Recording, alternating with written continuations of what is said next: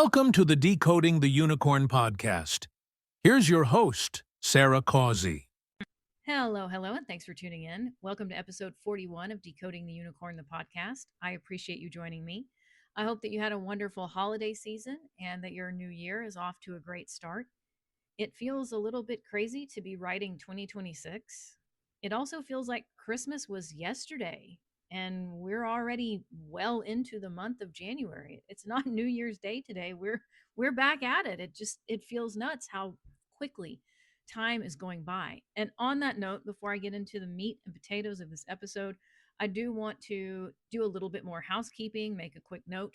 I have been publishing this podcast typically on a weekly basis every Tuesday due to the fact that time is starting to get away from me. And my main priority is ensuring that my next nonfiction project, Simply Dag, is released on July 29th of this year. I just need more time. So I intend to continue publishing episodes, but less frequently. I imagine that this podcast will revert to being a once per month as opposed to a once per week situation. So if you're listening to me on YouTube and you enjoy these episodes, hit subscribe. If you're listening on Spotify or on Buzzsprout, do the same thing. Just make sure that you're subscribed so that you don't have to come looking for me. It will automatically pop up and you'll find me when a new episode drops. I also know that it probably seems crazy to be worried about what's going to happen in late July when we're still in the early part of January, but trust me, in the publishing world, I'll blink. Time goes by in general. As you get older, it seems like it just goes by so much faster than it did when you were a kid. But then when you add publishing and deadlines and all of this stuff, all the magical secret sauce that has to go into making a book an actual reality so that it can sit on your shelf at some point, it's nuts. And even though it may seem like, well, this months away, why are you worried about it? Well, because the months will not feel like months, they'll feel more like days. It is what it is. So on that note, I just wanted to put that out there and make sure that you knew I'm not abandoning the podcast. It will just have to be on a less frequent basis, at least for a little while. Without further ado, we will get into today's topic. Just a reminder, Sarah's award-winning biography of Dag Hammarskjöld, Decoding the Unicorn, is available on Amazon. Her next non-fiction project, Simply Dag, will release on July 29th. To learn more about her other works, please visit sarahcausey.com. Now back to the show. A lot of people this week are back to the daily grind. The holidays are over. They've used their vacation time from 2025, and it's like, here we are again. I'm glad to be off that hamster wheel myself, but we still have the temptation to start making New Year's resolutions and getting into the new year, new me routine, knowing that 99% of the time it doesn't stick. And I saw a meme the other day that attempted to explain why. Like, why it's such a terrible idea to try to make New Year's resolutions or do New Year, New Me on January 1st or January 2nd, because we're in the dead of winter. If you live in the Northern Hemisphere, we are in the dead of winter. January is a cold, barren month. And so when you stop and think about it logically, it's like, why on earth would you want to do New Year, New Me and make these resolutions when the earth itself is fallow? It would be like going out, tilling up a garden, or trying to, depending on the conditions where you live. If the ground is cold and hard and frozen right now, it might be basically impossible. But going out, trying to till a garden, planting warm weather, spring and summertime plants and flowers, and then being mad when it didn't work out. Like, well, of course it's not going to work out because you're in the wrong season. You might be doing an activity that objectively is good and that you'll enjoy, but you're doing it in the wrong time. I found an article about this on the Washington University blog, and it's titled New Year's Resolution, Wait Until Spring. And they spoke to a member of their faculty, Tim Bono, to offer some advice about psychologically why is January probably not the best time to do the whole New Year, New Me thing. And one of the things they mentioned is that for some people, winter can be a downer. It can be a time of the year when you might be struggling with seasonal affective disorder, There's less sunlight. Everything is dead. You're not seeing all the leaves on the trees and plants and flowers. And it's like, new year, new me. At this time of the year, the earth is fallow. Everything is still kind of dead and in hibernation. And one of the things that Bono says in this post, and I'll drop a link to it, of course, so you can read the full thing for yourself. But one of the things that it says is maybe we need to disabuse ourselves of the idea that January 1st is the best time to make resolutions. January is probably the hardest month of the year to change behaviors. And one of the things that he points out quite rightly is if you have a goal, let's say to start exercising, you want to become a runner or a jogger, you want to start riding your bike around the park, you're going to have cold weather. You're going to have snow. You're going to have, here in the Midwest, this particular winter, we've had a lot of up and down, and a lot of people have been sick. The doctors will come on TV and they'll be like, well, whenever the weather fluctuates like this, there's no tangible proof that that in and of itself causes illness, but the fluctuations can irritate your sinuses. It can make you a bit more prone to sinus infections or allergy problems. And I'm like, this feels a bit like talking in circles. Well, there's no proof, but here's all the proof. Like, it doesn't make you feel good. I can tell you that.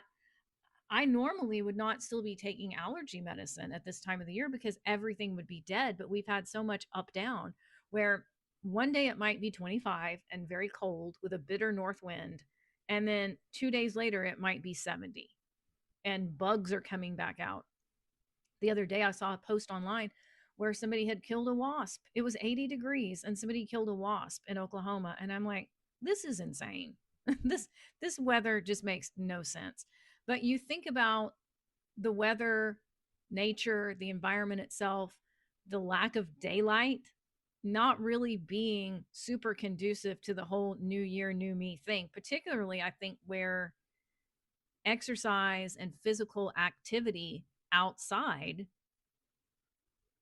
are involved. He also notes that when sunlight enters the visual system, it activates neural circuits that are associated with a number of psychological states. So when we think about the lack of daylight, that it's still getting dark, I guess right now it's getting dark around 6 o'clock. The days are getting longer.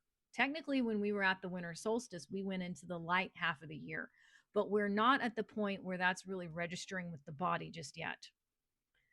So he calls out things like harsh weather, fatigue, the post holiday slump. That's another big one. Let's don't forget about that. You may have been entertaining. You may have had a bunch of people at the house. You may have been left with a bunch of debt from having to buy presents. You might be stressed out because you had people in the house tearing your stuff up or not giving you enough personal space.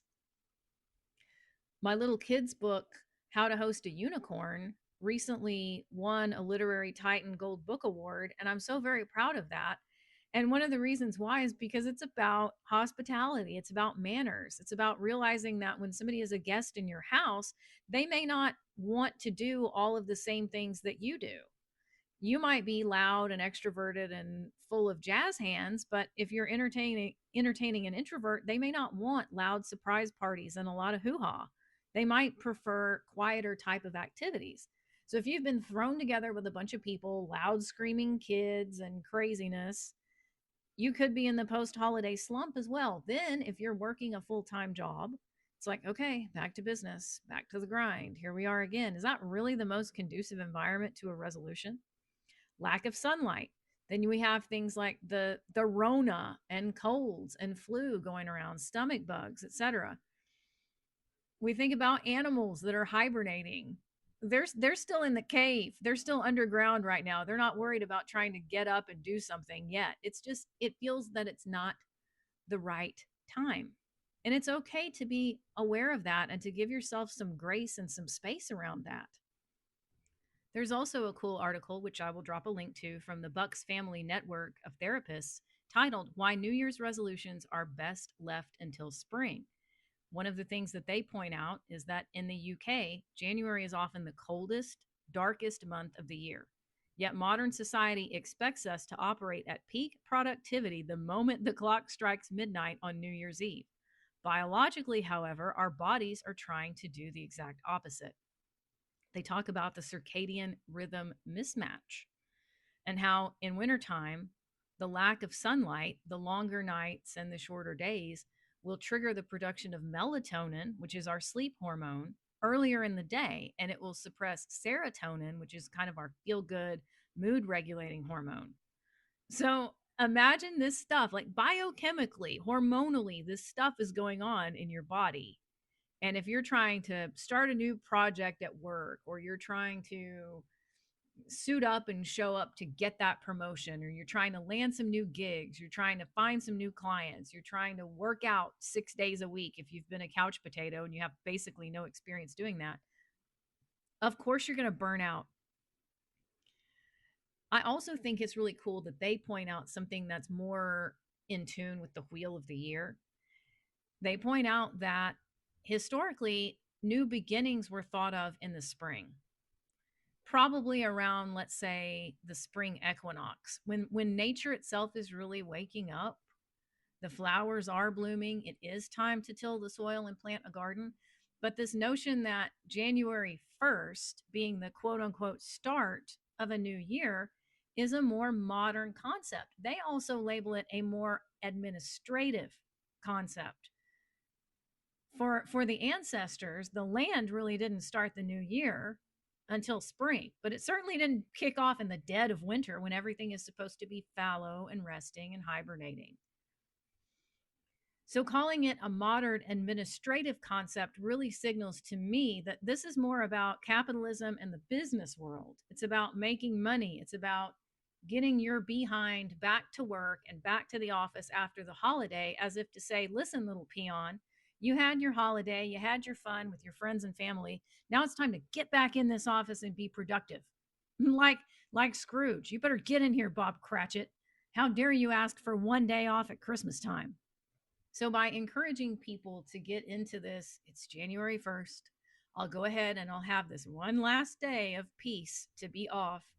I'll relax with the family. I'll enjoy myself, and then on January 2nd, I'm gonna have to go running. I'm gonna have to really step it up at work. I'm gonna have to shake off the holiday.